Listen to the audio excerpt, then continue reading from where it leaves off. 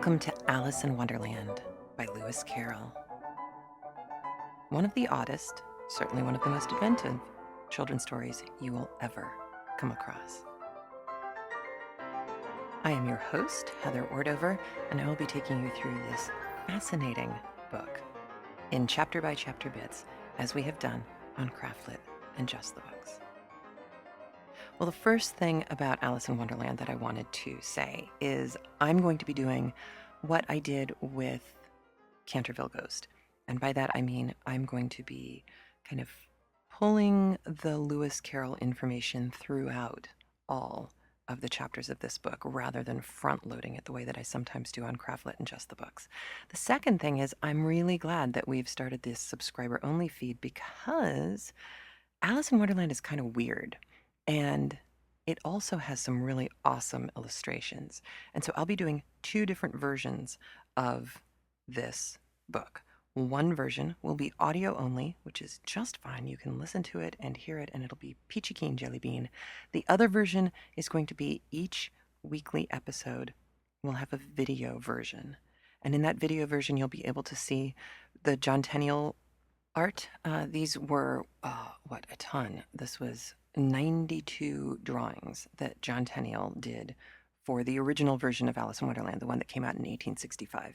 His art is fantastic, but it was kind of funny. Evidently, it really ticked Lewis Carroll off because Lewis Carroll sent him a model, a little girl. He said, this little girl would be perfect. The real Alice, unlike the version that we're so used to, the real Alice had short black hair with bangs, heavy bangs. And anyway, he found this adorable little girl and he sent the recommendation off to Tenniel. And Tenniel ignored absolutely every recommendation that Lewis Carroll made. So even though Lewis Carroll may not have been so charmed by the John Tenniel drawings, I think history will stand on the side of Tenniel in that we have all grown to love and recognize as kind of iconic his original illustrations. So iconic that actually the Disney version of the book, with all of the problems that are inherent in just saying the Disney version of the book, even with all of that said, the Disney design is very much a cartoon version of the Tenniel art. And Tenniel himself was a cartoonist, which is also kind of interesting.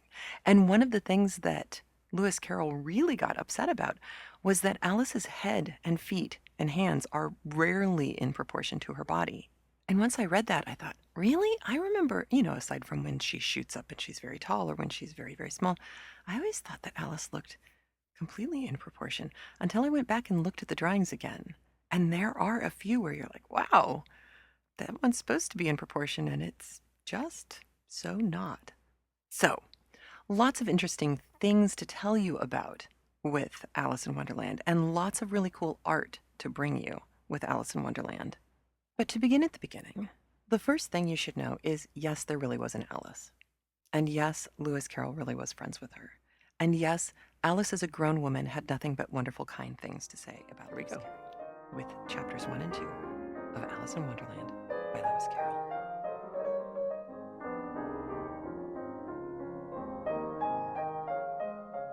Alice's Adventures in Wonderland by Lewis Carroll. Chapter 1. Down the Rabbit Hole. Alice was beginning to get very tired of sitting by her sister on the bank, and of having nothing to do. Once or twice she had peeped into the book her sister was reading, but it had no pictures or conversations in it. "And what is the use of a book," thought Alice, "without pictures or conversation?" So she was considering in her own mind, as well as she could, for the hot day made her feel very sleepy and stupid, whether the pleasure of making a daisy chain would be worth the trouble of getting up and picking the daisies, when suddenly a white rabbit with pink eyes ran close by her. There was nothing so very remarkable in that, nor did Alice think it so very much out of the way to hear the rabbit say to itself, oh dear, I shall be late." When she thought it over afterwards, it occurred to her that she ought to have wondered at this, but at the time it all seemed quite natural.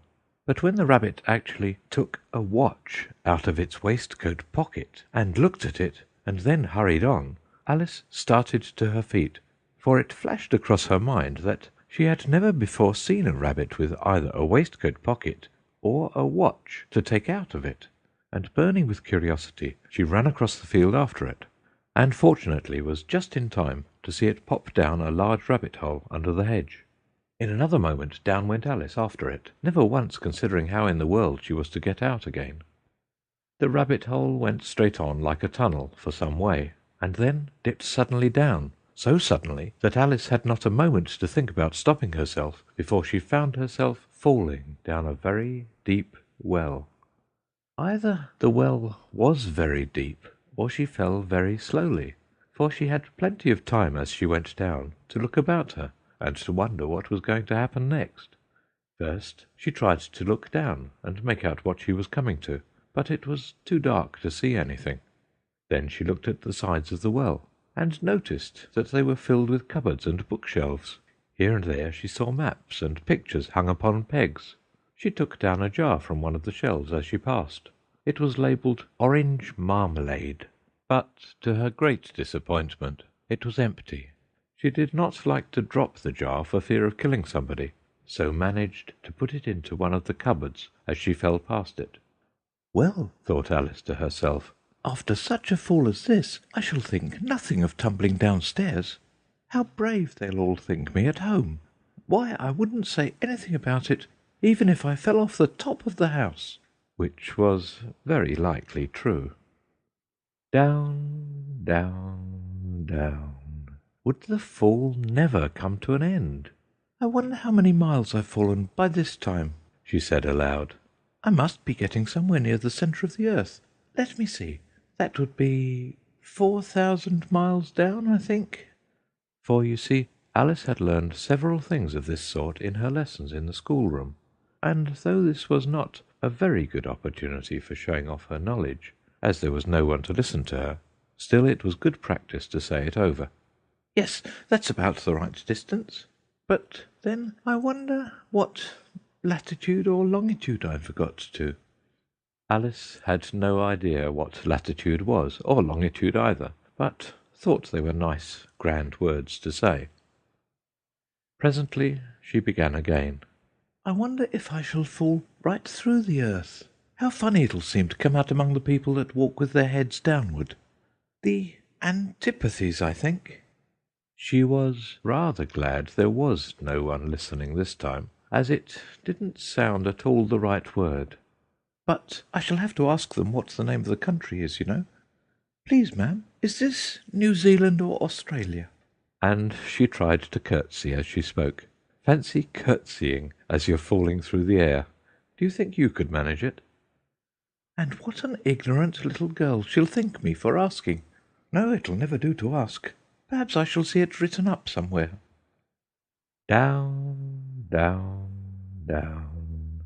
There was nothing else to do, so Alice soon began talking again. "Dinah'll miss me very much tonight, I should think." Dinah was the cat. "I hope they'll remember her saucer of milk at tea time. Dinah, my dear, I wish you were down here with me.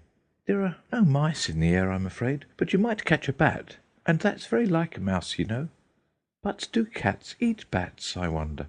And here Alice began to get rather sleepy, and went on saying to herself, in a dreamy sort of way, "Do cats eat bats? Do cats eat bats?" And sometimes, "Do bats eat cats?"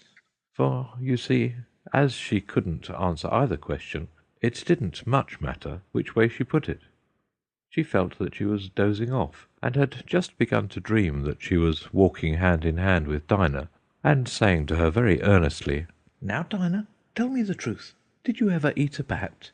when suddenly, thump, thump, down she came upon a heap of sticks and dry leaves, and the fall was over. Alice was not a bit hurt, and she jumped up onto her feet in a moment. She looked up, but it was all dark overhead. Before her was another long passage, and the white rabbit was still in sight, hurrying down it. There was not a moment to be lost. Away went Alice like the wind, and was just in time to hear it say, as it turned a corner, Oh, my ears and whiskers! How late it's getting!" She was close behind it when she turned the corner, but the rabbit was no longer to be seen. She found herself in a long, low hall, which was lit up by a row of lamps hanging from the roof. There were doors all round the hall, but they were all locked, and when Alice had been all the way down one side and up the other, trying every door, she walked sadly down the middle, wondering how she was ever to get out again. Suddenly she came upon a little three-legged table, all made of solid glass. There was nothing on it except a tiny golden key, and Alice's first thought was that it might belong to one of the doors of the hall. But, alas, either the locks were too large or the key was too small, but at any rate it would not open any of them. However, on the second time round, she came upon a low curtain she had not noticed before, and behind it was a little door about 15 inches high. She tried the little golden key in the lock, and to her great delight it fitted. Alice opened the door, and found that it led into a small passage, not much larger than a rat-hole. She knelt down and looked along the passage into the loveliest garden you ever saw. Well, I hope you enjoyed getting this little tiny taste of Alice in Wonderland. Trust me when I say there was a whole lot more that came before the story, and a whole lot more that comes after, and a whole lot more chapters in general. But at least this gives you a little bit of an idea of what was going on when we attacked this. The video podcast version and the straight audiobook version are available in the shop at crafting-a-life.com/shop. Thanks so much for listening. We'll talk to you soon. Bye.